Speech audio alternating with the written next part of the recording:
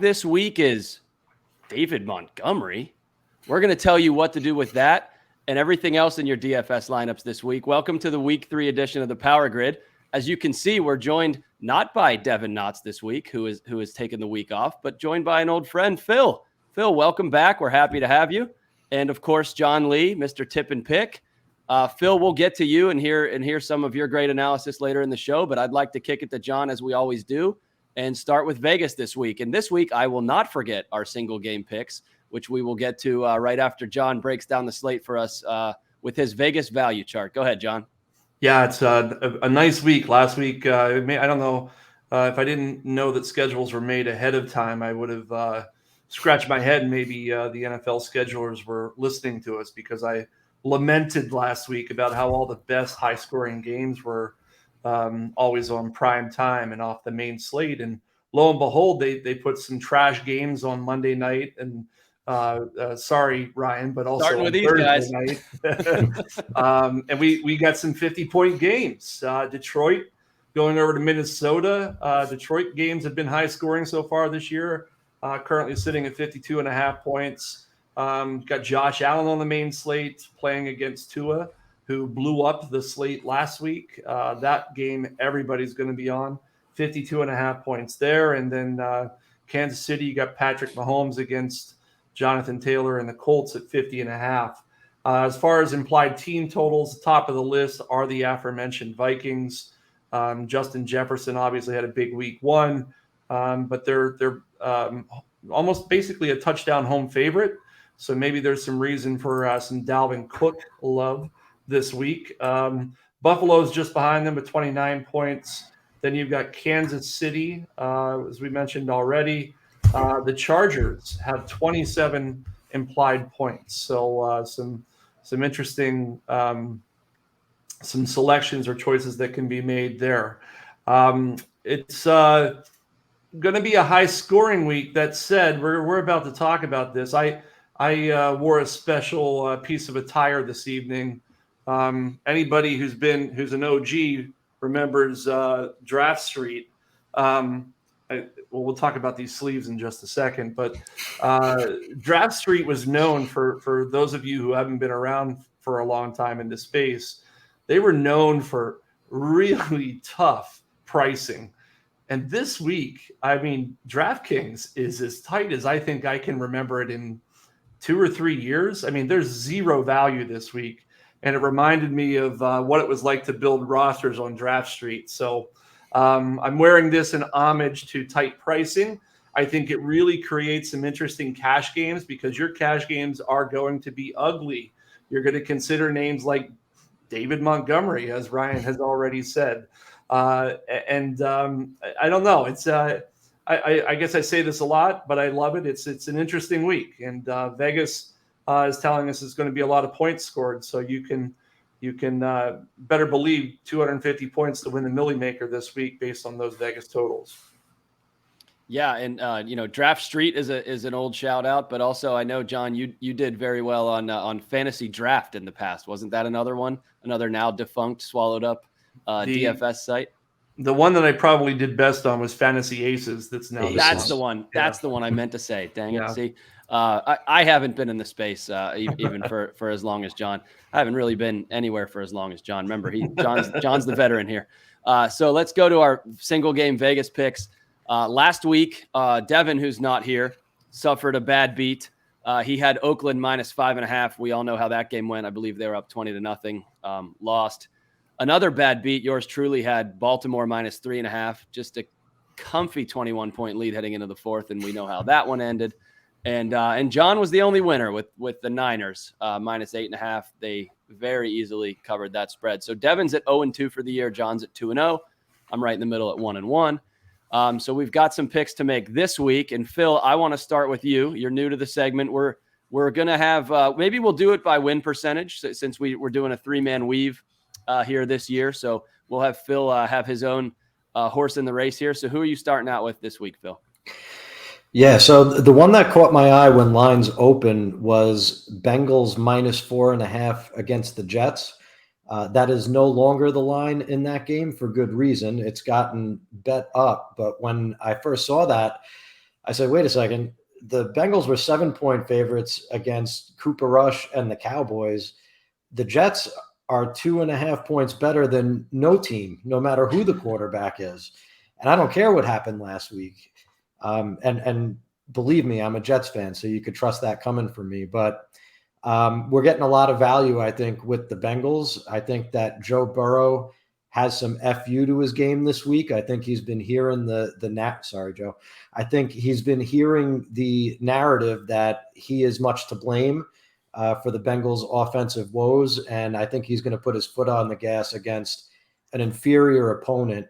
The advanced spread on that game was something like 9.5 before the Bengals lost last week, and I think that's more along the lines of what I'm expecting this week. So where is the line now, Phil? If it's not 4.5 anymore, sorry, I don't. Yeah, okay. it was sure. bet up to 6, and I think that it's an easy double-digit win for the Bengals this week. All right, just like the sports book, I got to lock you in at where we're at now. So I just wanted to make sure we had it. John, how about you next? For what it's worth, I do like the Bengals call. My pick is the Atlanta Falcons +1 over the Seattle Seahawks. So you're just going to pick against Seattle all year, then? Is that what's happening? Maybe that's what it means. Actually, not bad. Boring, but maybe effective. Wasn't necessarily intentional, but the Falcons, to be fair, have looked better than an 0-2 team. They've scored 26 and 27 points respectively. One against the defending Super Bowl champs, and the Seahawks. I just haven't seen a whole lot from them since that opening game Super Bowl they played against their former quarterback. Obviously, last week they played, the Niners, who we obviously gave you, and they lost by 20 points on the road to Jimmy Garoppolo and company. And I think that we see something similar this week. I think you see Kyle Pitts get into the end zone, and I don't know that they have an answer for much of anything that the Falcons are going to throw at them. And I think that the Falcons win this one outright. So if you're going to bet it, I would just bet the money line. Yep. And I'm seeing everything between +1 and -1. So it's essentially kind of picked there anyways. But yeah, I like that call too. I do think Atlanta's playing better than expected. And I think Seattle, is who we thought they were post the highly emotional Monday night opener. Speaking of the Monday night opener, I'm going to take this week the other team that played in that Monday night opener. I just like when narratives start, and I think Denver's closer to what we thought they would be than what they've shown in the first 2 weeks. So I'm going to take Denver getting 1.5 at home against San Francisco. Again, I don't think they're as bad as they are. Much was made of Nathaniel Hackett being a dunce and the time. And I think these are things you work out. The fans were kind of not quite booing, but a different form of booing last week when they were counting down the play clock to essentially mock their own team. I think we're going to go a different way this week. And I think Denver's going to bounce back and beat the Niners, who are a team, the Mile High still is an advantage. It's still a tough place to play, not just because of the fans, but physically. And the Niners don't play there very often as an NFC team. So perhaps there's a little bit there too. So those are our Vegas picks. So feel free to comment on those and either agree or ridicule. Thumbs up the video, go ahead and give us a dislike too if you really don't like our picks. That'd be fine as well, as long as you're engaging. But be honest, I think we'll get more likes than dislikes. So let's move on to the DFS portion of the show, which should take us for the rest of the show here. So let's start at quarterback as we always do. Phil, I'd like to start the segment with you. Talk through your process, right? We're talking here. We're tight pricing. We've got no value. So give us a pick or two, give us a format. And then, if it's a high price pick, then certainly we're going to ask you to provide us with some value later in the show. Yeah. I mean, in a perfect world in cash games, I'm playing Josh Allen, but it's not a perfect world this week and you can't fit him in cash game lineups. So yeah, like John said, nice job by DraftKings with the pricing this week. I want to play, and I guess I'm getting ahead of myself, but there's high price wide receivers. There's Stefon Diggs. There's Tyreek Hill. There's Dalvin Cook, who John mentioned. I mean, I'd like to have a prayer of playing Cooper Kupp. I don't think I will, But the point is, they're all expensive, right? They're all in that 7,500 plus range. So I think you have to go down and you have to do something that doesn't feel great when you click on it. And John mentioned the Falcons, and I think I'm going to support his case here with Marcus Mariota, who stinks in real life. I don't think he's a good quarterback, but he's at that price point that you need to fit some of these other guys in at 5,500 on DraftKings. He runs a little bit, 18 rush attempts over his 2 games this season, and he plays Seattle. Shout out to Rich Rebar, the incomparable Rich Rebar on Twitter, Lord Reeves. He put out a stat that was mind-blowing the other day. He said that the Seahawks are the only team in the league that have not yet forced a 3-and-out possession on defense. They have allowed 50.9 yards per drive, the most in the league. So they're a bad defense. And I think that Marcus Mariota, with his legs and with his arm, he's good enough to get there. He'll get you the 20 that you need at his price. I like that a lot. This is a bit of a throwback week in terms of quarterbacks. There was a time where we were always seeking, a quarterback between 5 and 6K, both because of how DraftKings used to flat price quarterbacks, but also because there were more available options across the NFL. I've heard this week a little bit that late round quarterback or that streaming is a little bit dead this year, which hurts my heart because I used to write a streaming column for Footballguys, and I've always done the late round quarterback thing. So it's tough to acknowledge, but it's not a season long show here. But if you're in a season long league, which you probably are if you're watching this show, if you don't have one of those top 6 quarterbacks, it's tough. It's tough out there but in DFS, thankfully, we have prices to sort of provide us a curve to grade on. So Marcus Mariota is perhaps as good as Jalen Hurts because he gives you $2,100 to spend elsewhere. John, what are you thinking? And then Phil, maybe we can come back to you for GPPs. I know that was probably a cash play there for you. Yes. Yeah, I mean, I agree with Phil's take on Marcus Mariota for a number of reasons. One of which is he's hit cash game value on today's salary or this week's salary both times this year, both times in losing propositions. And so we've gone on record saying already we kind of like the Falcons this week. Now their implied team total is only 20 points. What you're really trying to avoid here is Cordarrelle Patterson scoring a pair of rushing touchdowns. Then you're in trouble. But if you can't go with Marcus Mariota, the other name I have on my list, and it's a bit more. It's Kirk Cousins at 6,700. He gets the top game on the board. This 52.5 point Vegas total. Detroit has allowed their opponents to score slew of points this year. So if you can get there, and I'm not sure that you can, I think, Kirk Cousins is okay. The thing about quarterbacks, I guess as we think about, excuse me, lineup construction this week, cash game construction, what I'm doing is I'm going to go through and pick the cheapest defense that I'm remotely comfortable with. And we'll obviously share that. That's going to be in the mid 6s later in the show.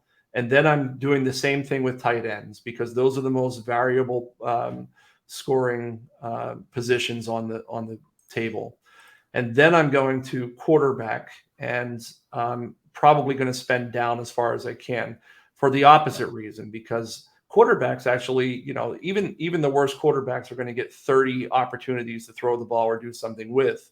And so there's a lot of margin for error. Say again? Unless they're Justin Fields. That is a very astute statement. Let's take Justin Fields out of the John analysis here. But the vast majority of quarterbacks are going to get 30 opportunities to do something.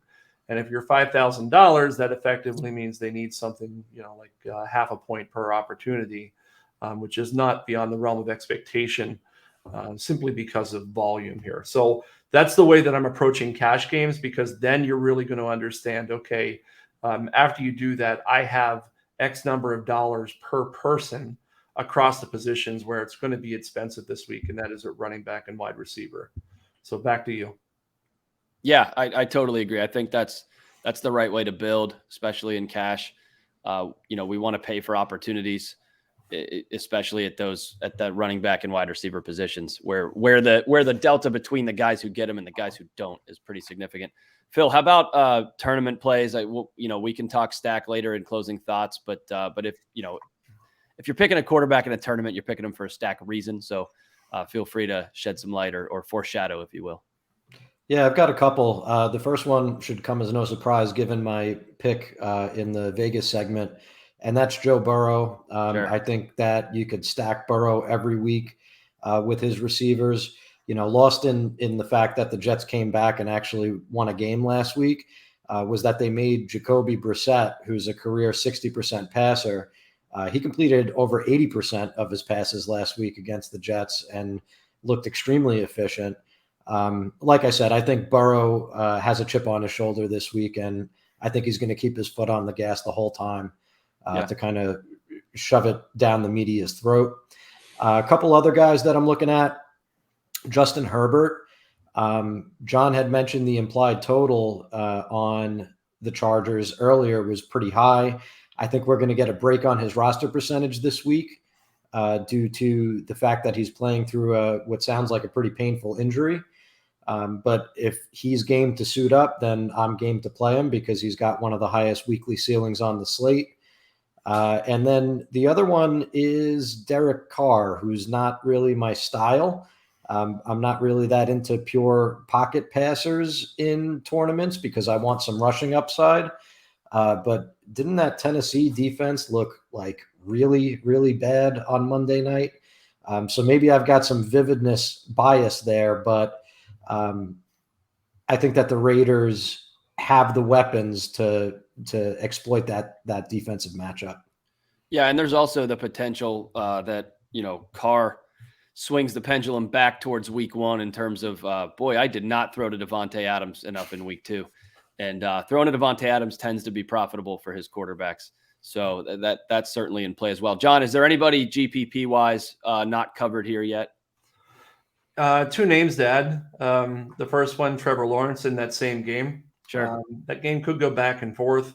Lawrence is ultra cheap, as it is his receivers. So I do like the notion of going with a cheap quarterback, cheap receivers, and then you can spot in some of those more expensive guys that folks are going to not really be able to get to. A lot of times you'll see the chalky lineups are stars and scrubs, right? You get a $9,000 guy like McCaffrey or Jonathan Taylor or Cooper Kupp, and then there's some real value, and those guys are each owned at 25 or 30%. And this week, I think you're going to see kind of the opposite, where a lot of the build for GPPs is going to be more equal, 6,000, 7,000, and those extremes folks are going to stay away from.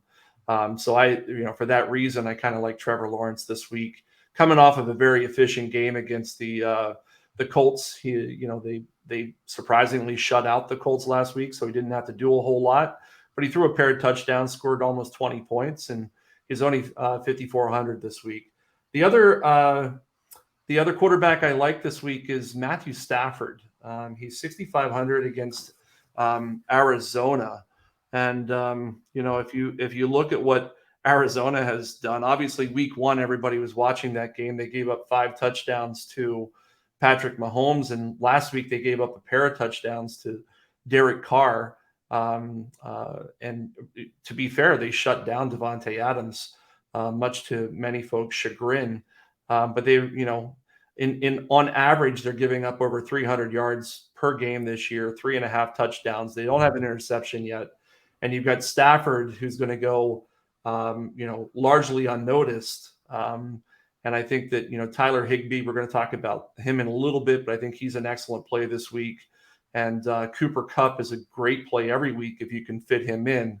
And this is a week where maybe it makes sense from a game strategy perspective to try to jam in that $10,000 salary because there's not a lot of value to go with it. And you're going to have to be creative elsewhere. But I like the play because you can get some high-end caliber plays at low projected rostership. Yeah, I was going to mention it in the wide receiver section, but $9,900 this week is a lot more expensive than $9,900 last week when it comes to Cooper Kupp. So there are people that are going to click him, sure, but then they're going to hold their nose at the rest of the lineup and then unclick him probably. So that's a good call there. It's rare that a Stafford Kupp stack could be semi-low owned, but this is the week where it might be. Let's move on to running backs, guys. So we mentioned David Montgomery. John, are you doing it? Let's just start there. For cash, I'm going to do it because everybody else is doing it. It's the cool thing to do. But is it? But so I'm reminded, and this is we called back to Draft Street earlier. This won't go quite as far of a callback, but I'm reminded of Todd Gurley's rookie year where there were injuries and he was the only guy and he was priced like under 5K or somewhere in the 5Ks, and everybody, I mean, he was 90%. Like, it was just play him even if he gets 0 points, play him because everyone else will get 0 too. Yeah, but he was good, and he played for a functional offense. It wasn't the Rams. Now, I don't know, man. I just see David Montgomery. I see another back in that backfield. I see a Houston team that hasn't really given up a ton of production in their first 2 games to offenses that are not great, but better than the Bears. I just don't see it. I'd rather play Josh Jacobs at 5,400. I'd rather play Miles Sanders at 5,500. I just don't see it. So tell me, other than game theory and everyone else will have them, tell me why. But I feel like I can get advantage on everybody else if I don't play them. Well, I mean, to be honest, if I had more time this year, that was my idea for an article this year. I don't know what I was going to call it, something like swap chalk or something. The algo lineups for cash games have gotten to be, tremendously popular over the past few years because of all the lineup builders. And, you enter a large field 50-50 and 10 to 20% of the lineups are literally the same one. And I think there's an edge to be had when there's bad chalk, to your point, Ryan. And so if you really believe that David Montgomery is not a good play and you feel strongly about it, I would urge you to pick that the other player, because all you need is your replacement to outscore him. And you may not be guaranteed to win, but you're in a heck of a better place than the others. That said, from my perspective, I'm looking at my board here. Josh Jacobs is close at 5,400 in terms of value, but I do remember you last week poo-pooing Josh Jacobs and how bad he was, Ryan. So didn't need him. Didn't need him last week. Okay. This week we need a running back that's in the 5Ks, I think. And other than that, maybe you've got I don't know, Michael Carter or Dameon Pierce. I mean, this is what you're looking at. This is your, this is your swap. And you get inside the red zone, that's where they're going, is David Montgomery. I don't know that you can say that about Dameon Pierce or Michael Carter, but it's a tough decision. I'm not going to sit here and say that he's the best play of the week. From my perspective, it's the safest thing, cash games, to do David Montgomery, just from a game strategy perspective. Okay. I get it. I just don't like the player or the offense. Phil, your thoughts on Montgomery, or if we've dwelled on him too much, someone else? No, I mean, I understand the play. It's like John said, these algorithms that shoot out the most optimal lineups are putting David Montgomery in them, so it's hard to argue with it. But I think if I had to break the tie, I would lean more towards you, Ryan. I think that Jacobs is in a better spot for 500 less on DraftKings. Here's the thing: Jacobs doesn't catch passes, but neither does Montgomery, because the offense doesn't throw passes. Right. So if they're going to go anywhere, it's going to be on Montgomery's back. I get that. But I don't know if he's going to be chalk. Like, I don't know, give me a Justin Fields, Darnell Mooney lineup this week and let me try to attack it that way. I'm not playing him. I just can't. I don't think he's any good. I just don't see the game being a track meet. And at 5,900, it doesn't have to be a track meet for him, but we need to say something here. Typically what we do is we start talking about cash game plays and then rolling into GPPs. And it's worth anybody who's new to this scene here to know that Phil typically doesn't play cash games. So his commentary should be taken a bit differently. I will add that it doesn't mean that he's not really good at them. He just doesn't think that they're any fun. It's not a low blow. It wasn't meant to be. But I know. The sentence he ended with was, "I would rather go with Justin Fields and Darnell Mooney." And not in cash. I could only imagine folks saying they put those guys into their cash game lineups, and Yeah, no, yes. I would like to thank you for that PSA. That's very important. I think the vast majority of our viewership would know that would be a GPP pivot off of chalk, but just in case, it's now been clarified. Guys, we've talked a lot about David Montgomery, far too much for my liking. How about you know what? Even as host, I'm going to go ahead and list a name I really like this week. What are you doing with Dalvin Cook? I think he's ready to blow up. He's been used like an RB1. Just the production's not there. Maybe that's a season-long take dripping in, but eventually it's going to happen for Dalvin Cook. We'll talk about it a little more in the wide receivers section. The guys who played Monday are kind of still priced like Monday, and Dalvin Cook deserves to be. Steph Diggs, not so much. But what about Dalvin Cook? I mean, Dalvin Cook he's a fine play if you can get there. I've intentionally, my list is a bit lower in terms of salary because I want to go higher at the wide receiver position this week. Okay. But I mean, if you can fit him in comfortably and the opportunity cost isn't prohibitive, I've got no problem. I talked about him already, at the top of the show. So his value is, looking, roughly, he's about fourth on my board in terms of points per dollar. But if you use the H value that Dan Hindery came up with on Footballguys, he's going to be near the top of the list in terms of his H value because of that salary. Yeah. So I agree. It is kind of if you can get there. And we're going to obviously hit on those wide receivers later. But Phil, do you have anybody else running back? And again, maybe a value play in cash if we haven't hit on it. If not, feel free to jump right to the GPP. Obviously, clarification again between cash and GPP is go high value when everybody else is going low and kind of flip that lineup roster construction. So do you have any running backs you're looking at? Yeah. On that note, I like DeAndre Swift. I think that it's a high scoring game environment, like John mentioned at the start. Dan Campbell said that Swift felt better on Wednesday. They held him out of practice, but he was back on Thursday. At 7,200, I think if people are going to spend that much for a running back, they're going to look at Dalvin Cook first. So I think he's not going to be too much more than maybe 10% rostered. And that's an environment where if he gets his week 1 role rather than his week 2 snap share where he was nursing that ankle injury, that could be a blow up game for him. And then John also mentioned Michael Carter, and I think it might be worth digging a little bit deeper there because I like the Cincinnati passing stack, so we're going to need to run it back. And I think that most people are probably looking at like Garrett Wilson, but I think that his targets were a little fluky in that weird game script based on the number of snaps that he was on the field.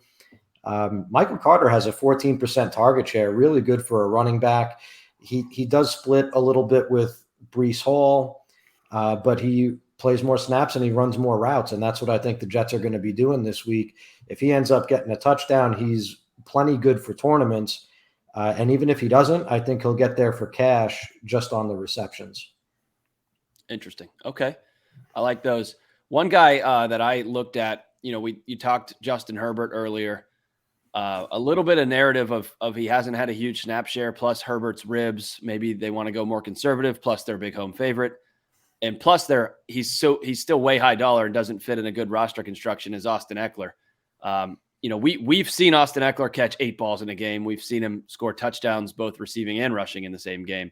So it's an interesting GPP play. I don't know where he's at on projected, roster. I can't imagine it's that high given his price 8%. Tag. 8%. Yep. Okay.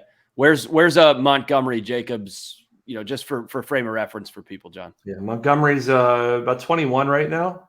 Okay. I suspect he'll build momentum, probably end up 25 to 30 by Sunday. Jacobs 17.5. Fournette 16, Mixon 14, thereabouts. Yeah. So you tell me, I mean, if you did like Eckler, what kind of overweight, like, are you doubling? Would you double the 8, or is that, too much for a guy like you? According to my model, he's about where he should be. Okay. So I'll have him in the 6 to 8% range as of now. The guys that pop in my model, one of which Phil already mentioned, was Michael Carter.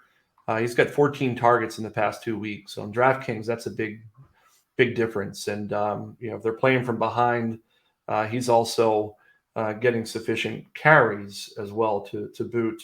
One that kind of surprised me that came out was James Conner. I've got him at 3 times more likely. So he's threefold over. This is a big play. I got him somewhere in the neighborhood of 12% to achieve GPP value on a $6,200 salary.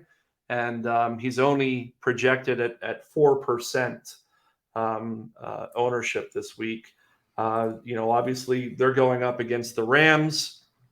The Rams, I'm trying to pull up on the fly what they've allowed running backs to do so far this year. They haven't given up a running touchdown. So yeah, for all intents and purposes, that does not look good on paper.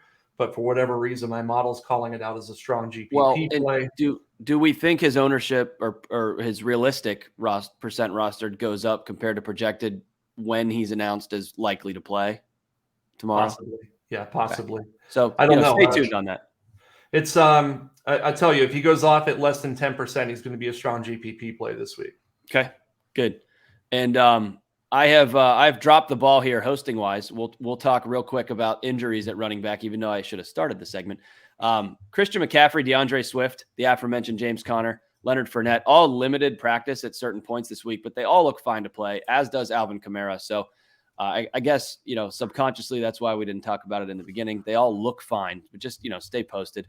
And then a summary that I didn't do on the quarterback position: Cousins, Mariota, and Cash, Burrow, Herbert, Carr, Lawrence, Stafford as GPP plays. Here at running back, David Montgomery and Cash, if you're not Phil and I, Carter and Connor and Swift and GPPs was the play there. And I guess maybe maybe Carter and Cash for you as well, Phil. It sounded like you said you thought he could get there. Again, it's a tough week, right?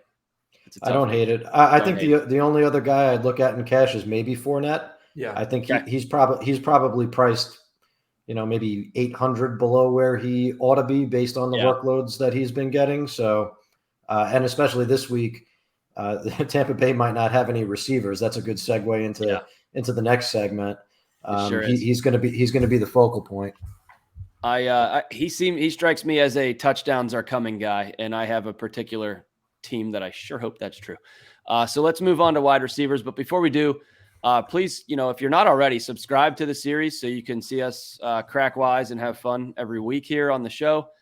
Hit the bell, like the video, do all the things that YouTube allows you to do. We'll get on there and interact as much as we can on Fridays with comments, but we do appreciate and read them all. So please keep them coming. And we do like the interaction. I mean, we don't just sit here to talk to each other. So please continue to do that. Let's move on to wide receivers. I will start this with news.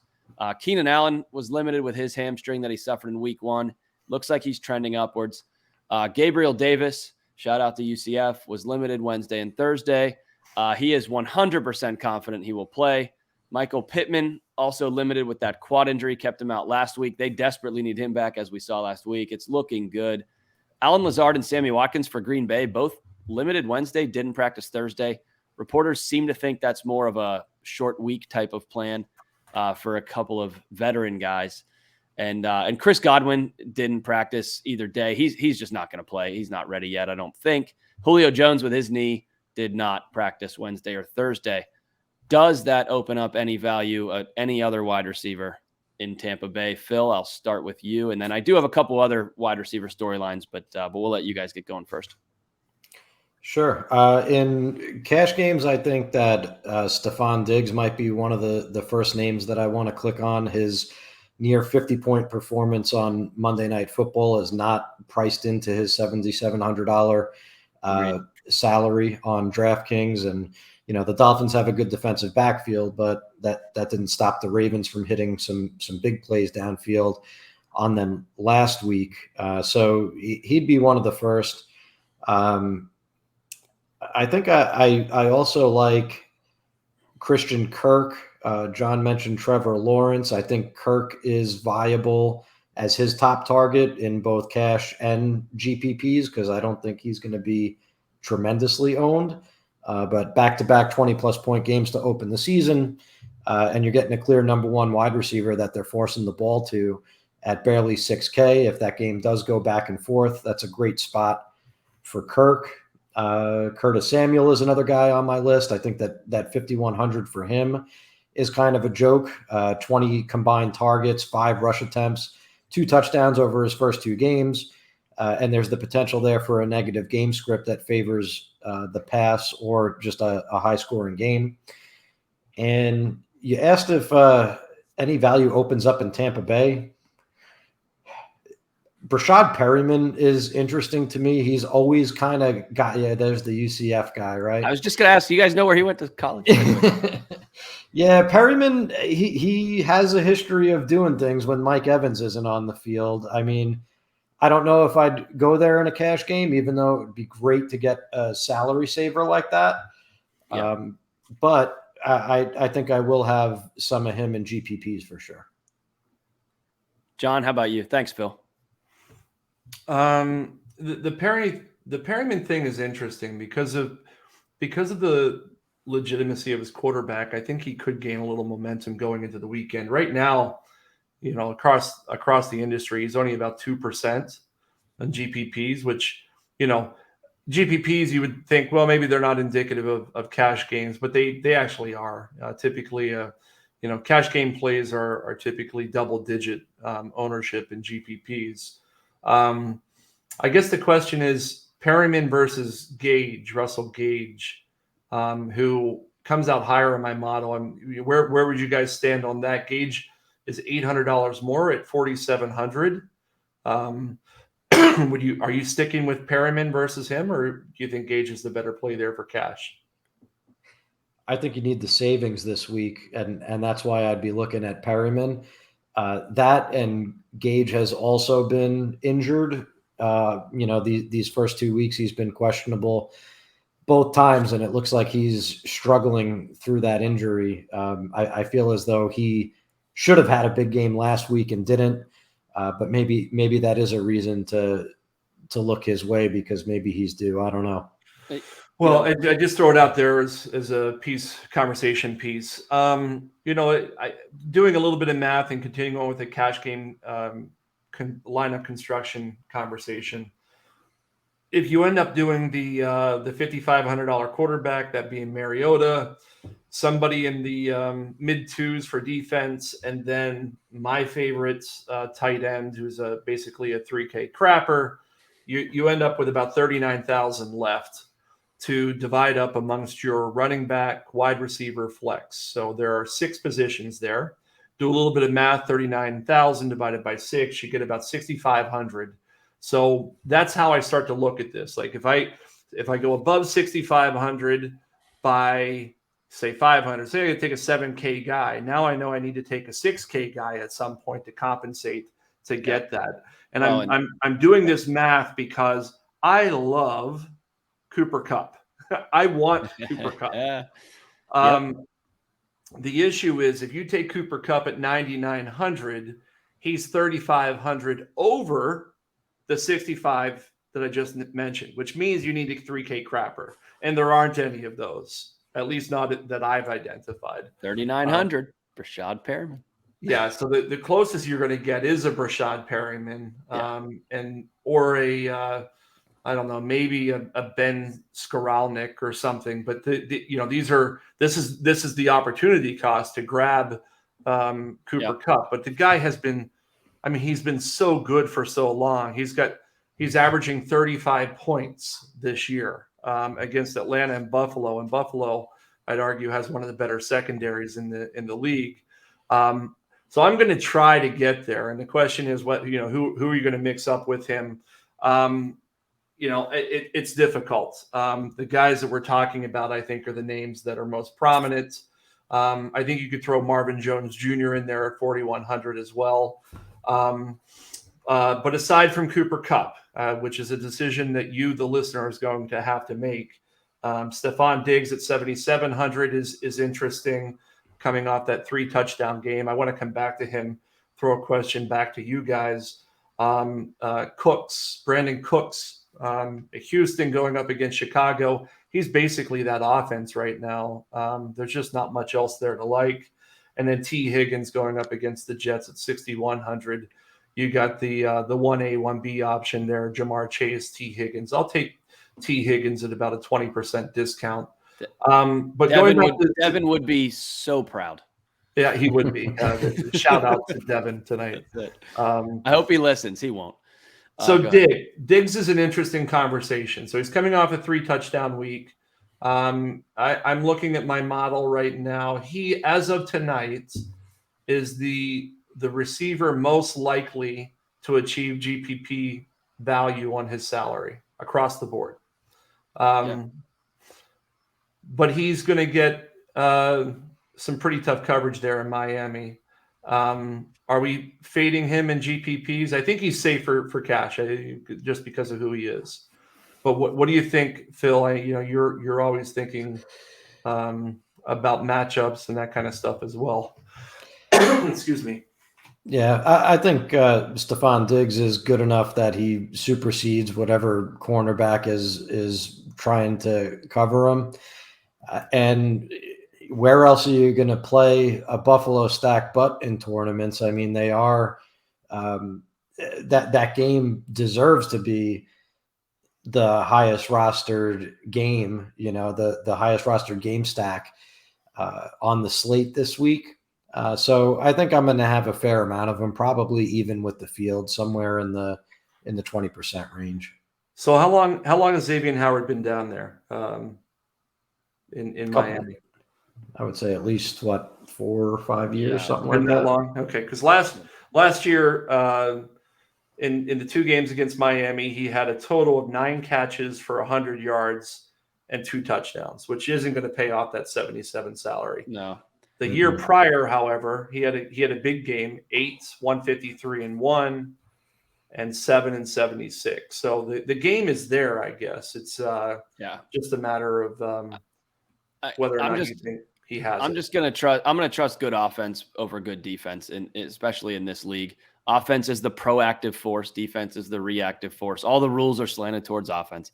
And I'm reminded of it's probably been. It's I don't know the year, but it's been a long time when the Broncos came to Pittsburgh and Chris Harris had not allowed a touchdown in like 3 years, and Antonio Brown just lit him up like a Christmas tree for 150 and 2 touchdowns, and was a smash play that week when no one thought that he could do it. Guys are the guys, especially when it comes to a stud quarterback and a stud offensive player.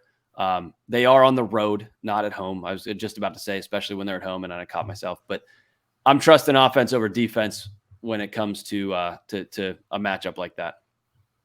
I think it's fair. I throw it out there for the conversation more so than anything. We did see last week. I think Devontae Adams went off at about 30%, and he had an awful game in a smash spot, or at least where the field thought. And certainly he killed a lot of my lineups last week. So maybe I'm once bitten, twice shy here. So what are you guys doing? Let me switch gears. What are you guys doing with the Miami receivers? 11 targets each last week. And yes, they threw a lot of passes, but that's a massive share. I think 60% of Miami's targets through 2 weeks are going to 2 players, which is completely absurd. They're not priced up that much. At least I don't think so. Now, in a week where it's tight, sure, 7,600 for Tyreek Hill seems like a lot, but it's a far cry from 9,900. And no, he's not Cooper Kupp, but Tyreek Hill in his Kansas City heyday used to get up to the 8-9K range. What are we doing with those guys? People love to box score check and click those guys. So what do you guys think about them in terms of tournaments or just whatever context you have a take on? Me, I think they're fine. They don't necessarily stand out as like the greatest plays on the slate. I think that we're unlikely to see a game script like we did last week where they're down 21 going into the fourth quarter and, it's time to let it fly and the defense just completely falls apart.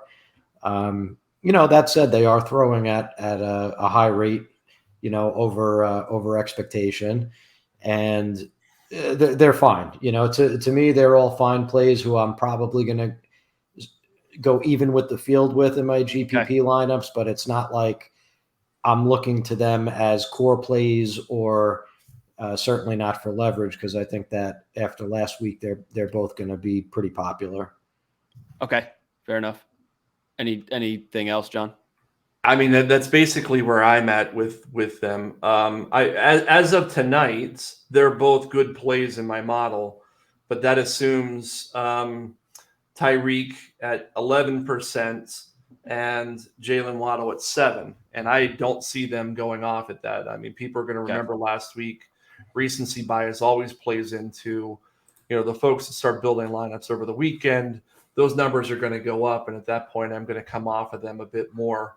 It's always the disadvantage of doing the timing of doing this show is that can't give that final analysis. But what I'll say here is that if Tyreek goes off anything more than 15, he'll be a fade for me, and Jalen Waddle just drop that down to around 10, and and vice versa, right? If they go off at less than those numbers, then I'll be a bit over.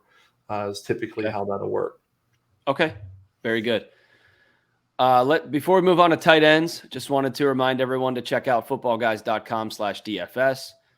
We have a band of authors there that are writing articles each week.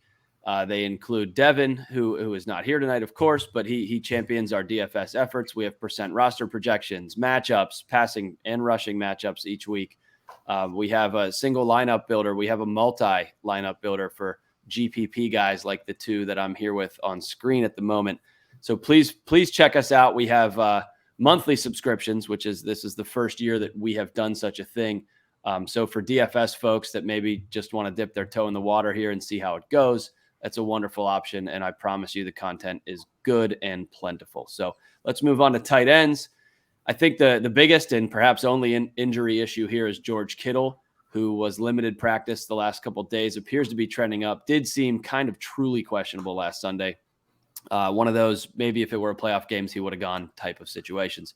So I don't think that matters. And we've mentioned him the last 2 weeks, and nobody's going to play Tyler Kroft as a result anyways. So outside of that small injury issue, are there any other takes or news? I don't think so. So John, tell me who your 3K crapper is and explain why it's Irv Smith. Well, you got it. It's Irv Smith at 3,100. We saw an uptick in snaps last week against Philly from his week 1 debut. Scored a touchdown, I think, in the process, if I'm not mistaken. And this week, he's only 3,100, and they have the top implied team total on the board at 29.3 points. I like him quite a bit. If you can get to Tyler Higbee, I think he's a great selection at 4,500. But given the volatility of scoring at this position, I love punting this in cash games. So it's almost assuredly going to be Irv Smith in my cash game lineups. Yeah, Phil, do you have any others? I think that Tyler Higbee is kind of a clear cash game play at tight end. Yes, there's high variance at the position, but Higbee's target share trails only Mark Andrews this year, 27% of the Rams targets through 2 games. That wide receiver room is thin in LA behind Cooper Kupp and I guess Allen Robinson. And it's been Higbee that's been taking advantage of that. And I think that his price fits the chalky build well enough that you don't have to chance it on Irv Smith, who definitely looked better last week. Definitely is in a good game environment, but definitely could get outsnapped by like Johnny Munt without question, So Higbee's my cash game play. And then in GPPs, I like Hayden Hurst because I like every Bengal, play all of your Bengals. And I think that Mark Andrews is one of the best GPP plays on the slate. Speaking of target share, he does lead all tight ends in target share and in air yards by a wide margin. He's $1,000 cheaper than Travis Kelce, and I think he's a bet for better production this week. New England has allowed tight end touchdowns in back-to-back weeks to open the season.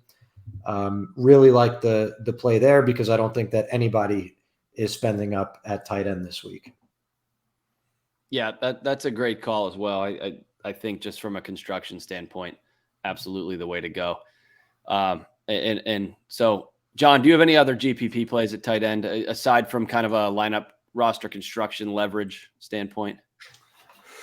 No. I mean, the only other name I have written down, and again, this is going to be contingent on how the numbers evolve into the weekend, but I believe that Kyle Pitts is far better than his production has been this year. I was just going to ask about him if you didn't say him. So he's had 2 catches and 19 yards, ironically, in both games.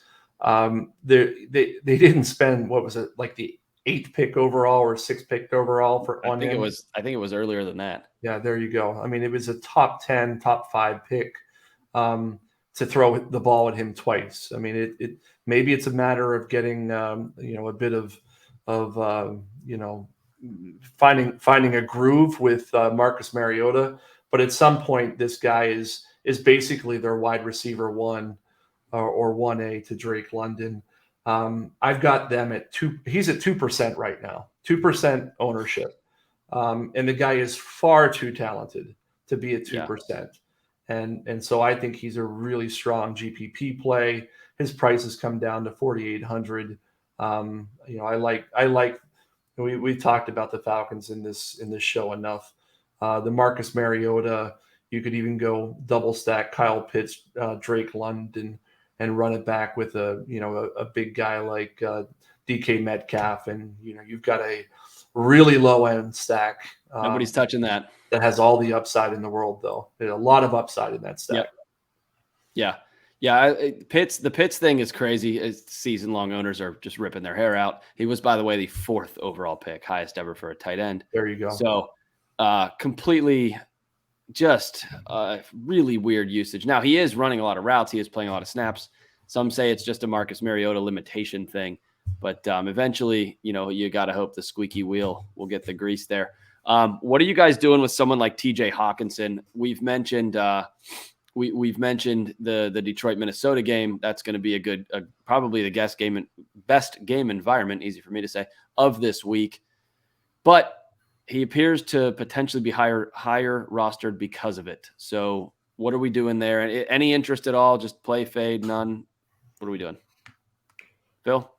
Again, he's one of those guys that's going to be sprinkled in when I'm trying to get some exposure to that game in lineups, because he is cheap at 4,200 and he is involved in that offense. So again, I think he's fine. Am I looking to overweight the field in GPPs? Probably not. Okay. I'm going to have a little bit of a different answer here. I think of the Detroit receivers, he's probably my favorite. I might actually fade Amon-Ra, which, by the way, Ryan and I, we were on Amon-Ra last week, and Devin. Yeah, well, this is why we kicked him off the show this week. No truth in the rumor that's why Devin's not here this week. No truth whatsoever. Amon-Ra, I do believe, is going to catch some steam going into the weekend, simply because he came off of such a big game. I've got him. As he should, because he's awesome. He is really good. But I got him at 16% on Thursday night. I bet that gets upwards of 20. And if that's the case, that makes him one of the worst GPP picks of the week, by the way. So I would fade him just for the record. And that then leads me to where I would go with TJ Hawkinson, to your original question. Yeah. And that is, I likely be overweight on him in GPPs for those reasons. Yeah, and I want to call back to earlier where Phil talked about DeAndre Swift. That's another pivot off of Amon-Ra St. Brown, given his pass catching prowess. Swift has certainly caught his fair share of touchdowns in his young career. So good conversation there, guys. I want to offer just one more. And due to time, you guys can feel free to not shoot these down whatsoever. But in cash, another punt would be Juwan Johnson for New Orleans. He's only 2,900. He's running a ton of routes. He's a former wide receiver from college. He's getting routes and targets as well. I think 7 targets last week.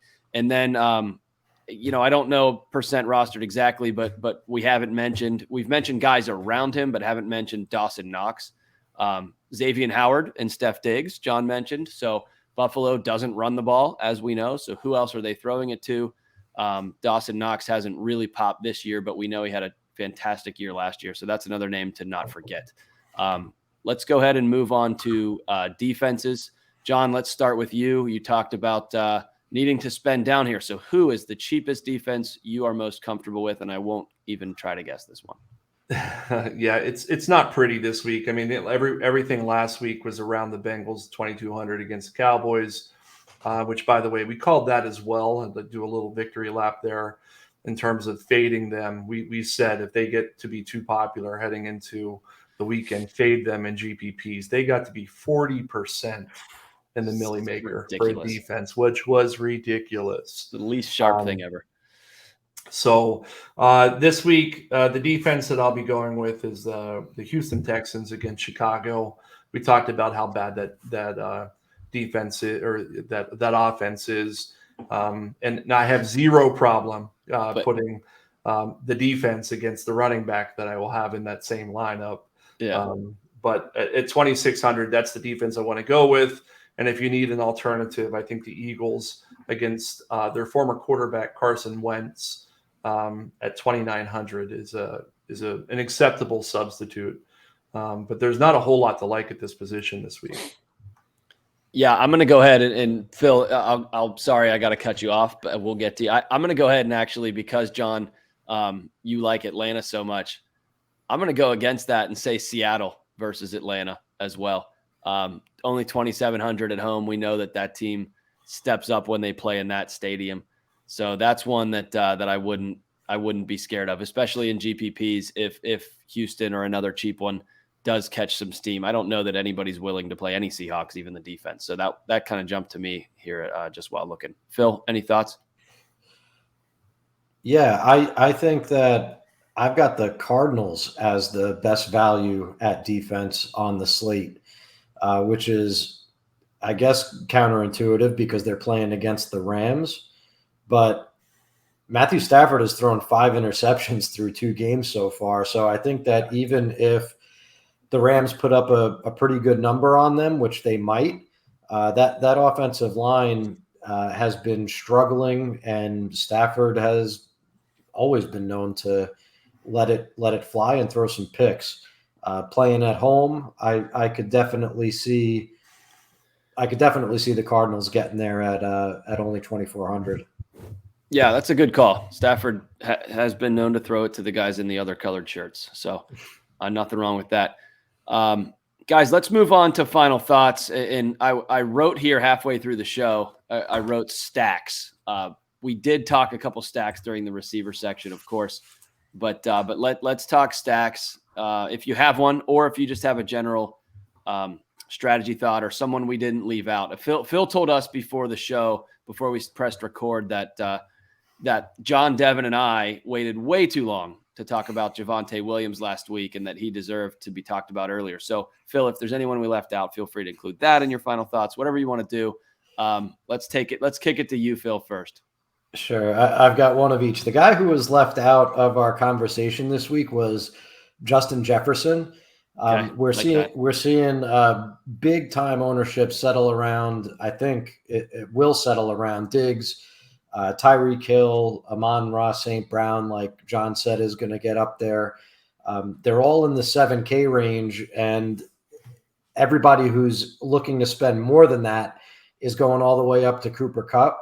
But we talked about the game environment in Detroit and Minnesota. It should be a high-scoring game. We saw what Jefferson is capable of in week 1 when he just completely annihilated the slate. And last week, Darius Slay was able to bother him, but you know who doesn't have a cornerback of Darius Slay's capability? That's the Detroit Lions. So they let up a monster game to A.J. Brown in week 1. Plenty of fantasy points to go around for Washington last week playing against that defense.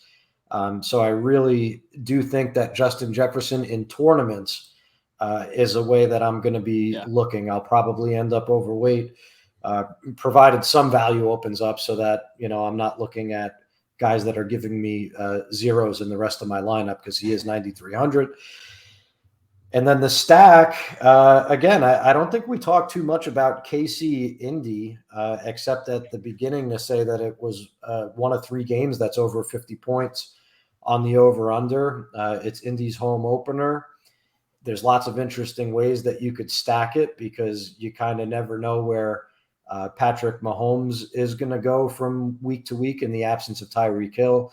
Besides Kelce, of course, Pittman coming back, Jonathan Taylor capable of exploding in any given week. So I think that might be one to stack that Vegas is telling us is going to be high scoring, but the crowd is probably looking past it in favor of some of these other games.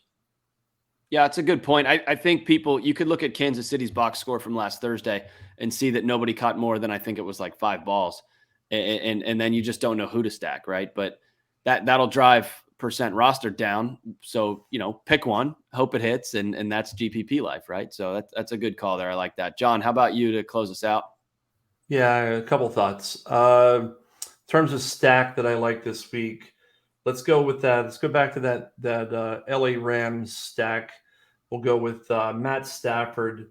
We'll go on the cheap end. We'll go Skowronek. Did I say that right? Skowronek? I did. Might be Skowronek. I think it's Skowronek. Yeah. That's first time you've ever pronounced a player's name wrong. I should have just gone with Cooper Kupp. I know how to say that, right? Skowronek, you're right. Higbee, you can get those guys for about 7,900 plus Stafford. Run it back with James Conner. That's a stack. I do like that stack for what it's worth. One guy I don't think I mentioned when we were at wide receivers I want to talk about quickly. I know Phil's a big air yards guy. We don't have to get into air yards in any amount of detail tonight because I know we're a bit long right now, but yeah, Chris Olave had 307 air yards last week, which in my recollection is as much as I can remember. It's like the third highest ever since that became a thing. Is that right? So third highest. And so it's a pretty sticky stat with regards to scoring in fantasy. And he's only 4,500 this week against Carolina. Carolina, in terms of quarterbacks, I think they've seen Jacoby Brissett and Daniel Jones this year. So, Jameis Winston, assuming he can be healthy, is probably the best quarterback they face this year. I wouldn't be surprised to see Olave have a decent game at 4,500.